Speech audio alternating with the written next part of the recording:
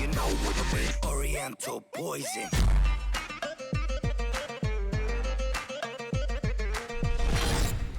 Wassalam alaikum à tous mes très chers abonnés, j'espère que vous allez bien, que tout va bien pour vous et que toute votre famille se porte bien si la MIFA se porte bien comme d'habitude et bien tant mieux et en espérant que ça continue à bien se porter pour eux.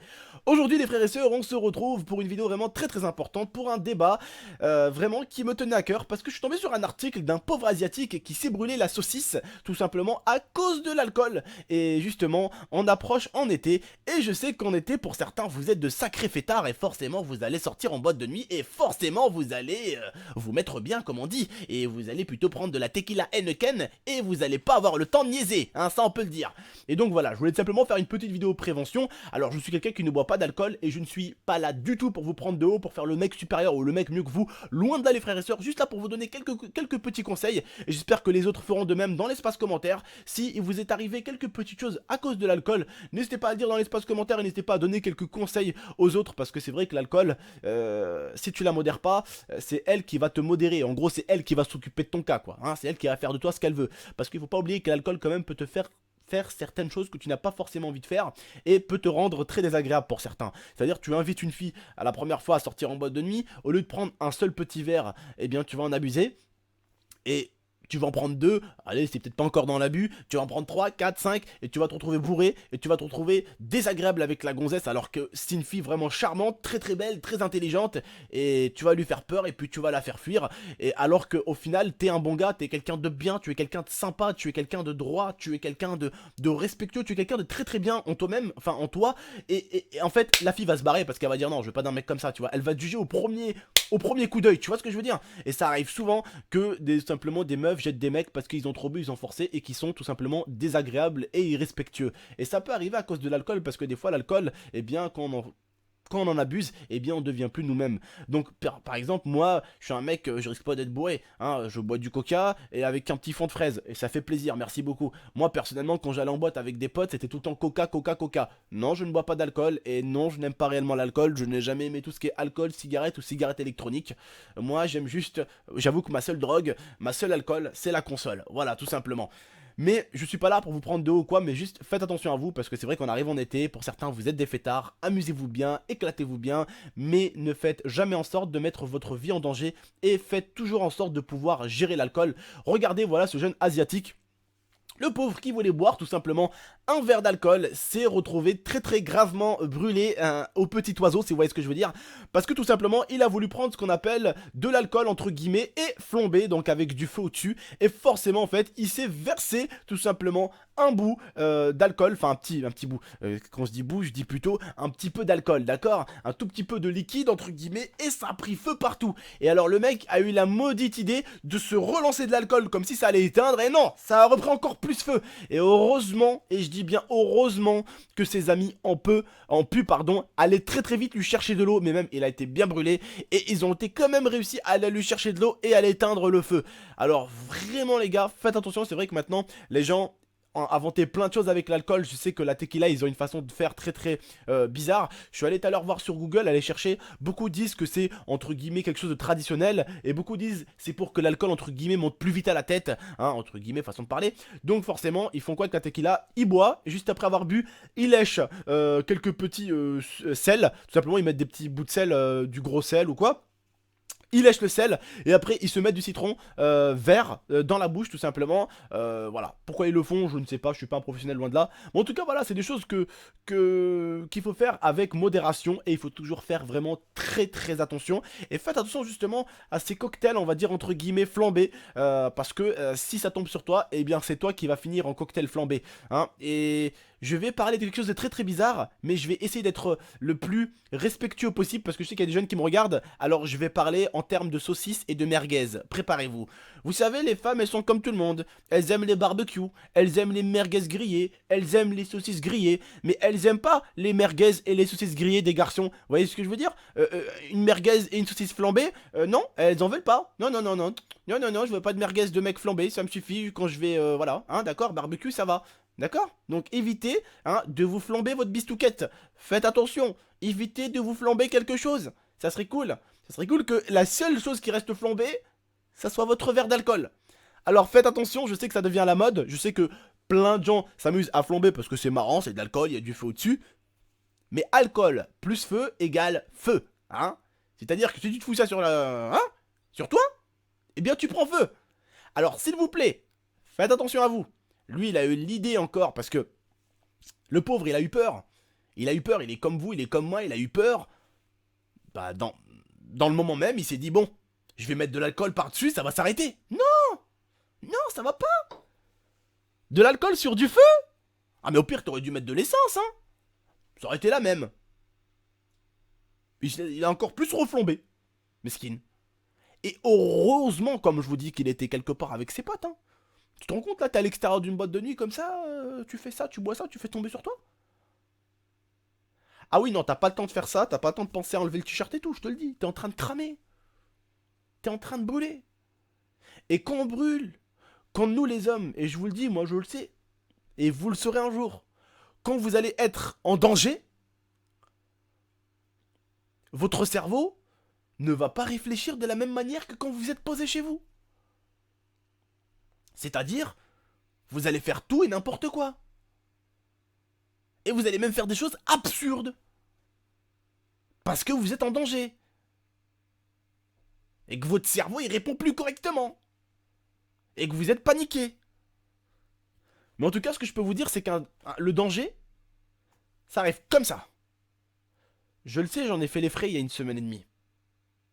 Accident de voiture. Je peux vous dire que je l'ai pas vu arriver la voiture en face. Écran noir.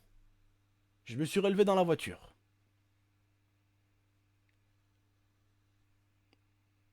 Il n'y a pas eu de ralenti, il n'y a pas eu de pause, il n'y a pas eu de play, il n'y a rien eu. Dans la voiture directe.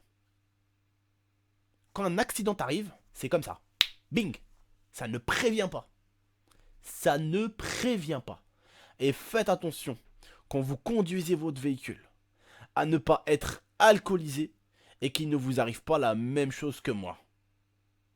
Moi, j'étais pas alcoolisé. Et mon collègue non plus. Et ça l'a pas empêché de se prendre une bagnole en face. Alcoolisé, ton temps de réaction est réduit encore. C'est-à-dire que moi, mon pote, il a eu au moins le temps de freiner un tout petit peu.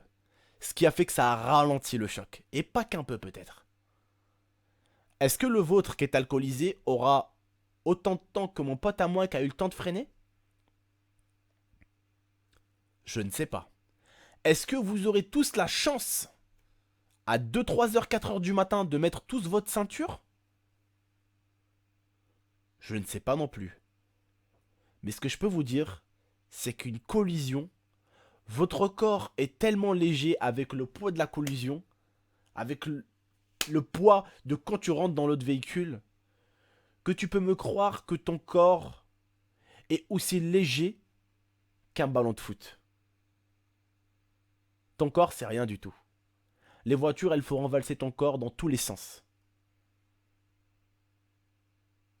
Donc, faites attention à vous.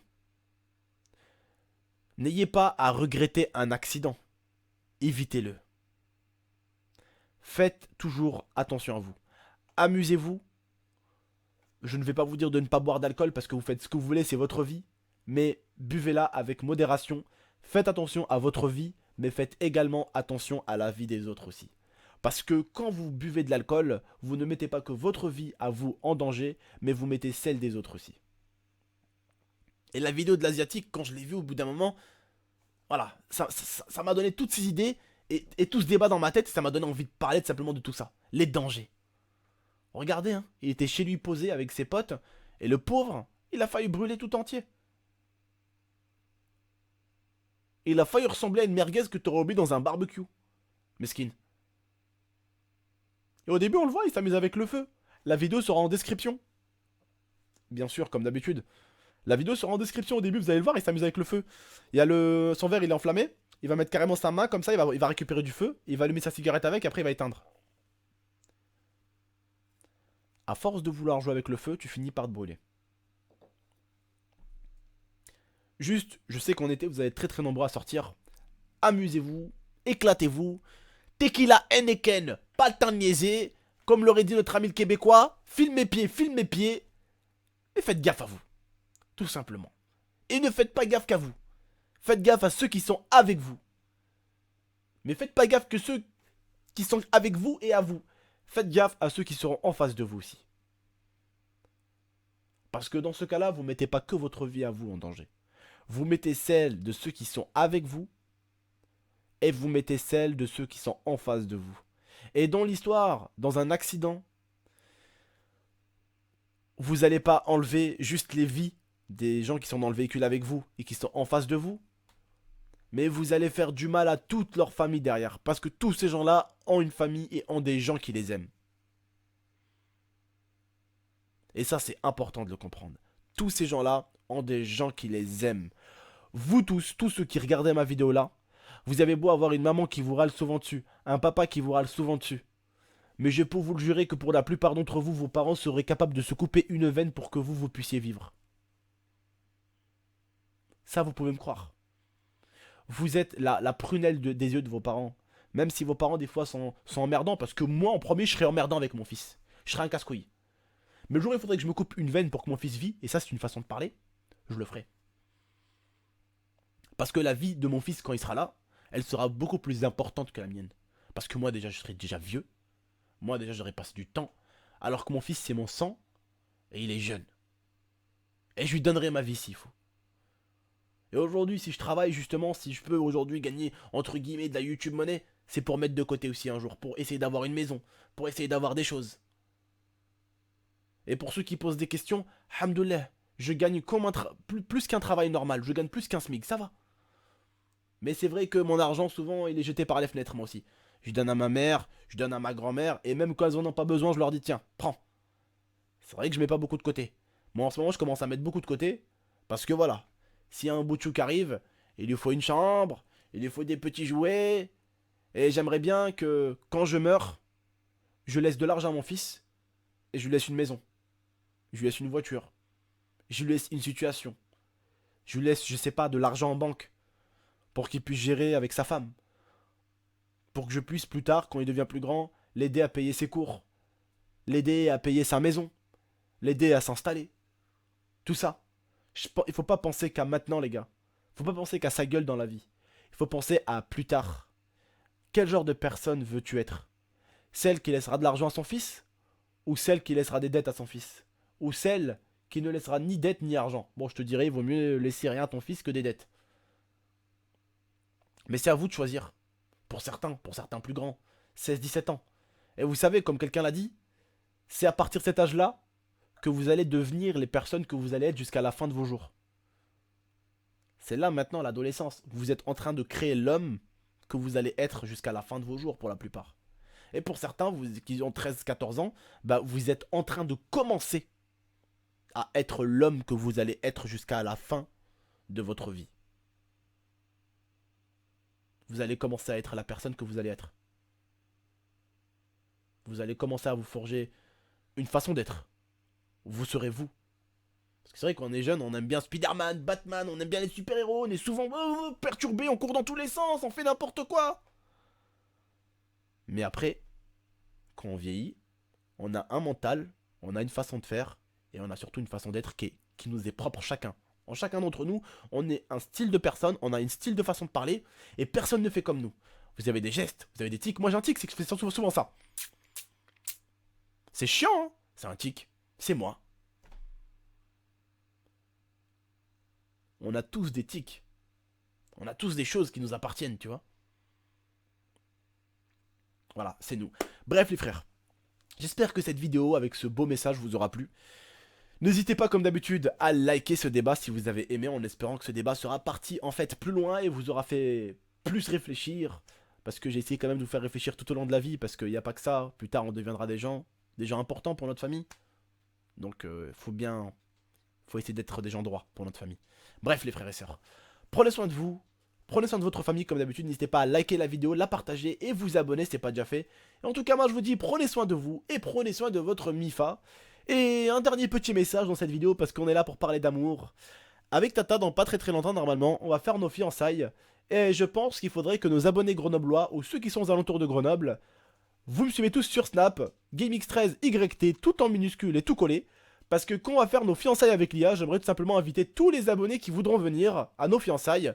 Pour tous vous donner une boisson à tous au moins, et vous donner quelque chose à boire, et rester un peu avec vous en bas, et parler un peu avec vous.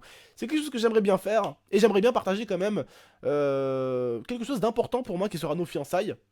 La fête de nos fiançailles, pour offrir quelque chose à mes abonnés. Voilà, et j'aimerais bien vous offrir un petit truc à boire. Comme un peu j'ai fait au mariage de ma tante, qui avait des abonnés qui s'étaient venus, au moment où elle allait leur chercher à boire. Et je suis allé descendu parler avec eux, et ça m'a fait vraiment du bien de parler avec eux, j'ai même fait des photos avec eux, vous avez pu voir. Et ça m'a fait réellement du bien, et j'ai vu que c'était vraiment cool. Donc voilà, je voudrais le refaire avec plus d'abonnés, plus de monde, et on le fera sûrement aussi à Grenoble. Mais là dans pas longtemps, je ferai normalement une rencontre abonnés déjà, où j'aurai déjà le temps de connaître un tout petit peu certains abonnés, de sympathiser un peu avec eux, et que je reverrai sûrement à mes fiançailles. Je vous donnerai juste un rendez-vous en bas de la salle, voilà, pour qu'on puisse boire un petit truc tous ensemble et qu'on puisse faire une photo tous ensemble. Voilà. Bref, en tout cas, moi je vous remercie de m'avoir écouté et de m'avoir regardé. Comme je vous dis, n'hésitez pas à liker, commenter, partager et abonnez-vous pour de prochaines vidéos. Et je vous dis salam tout le monde. Ciao.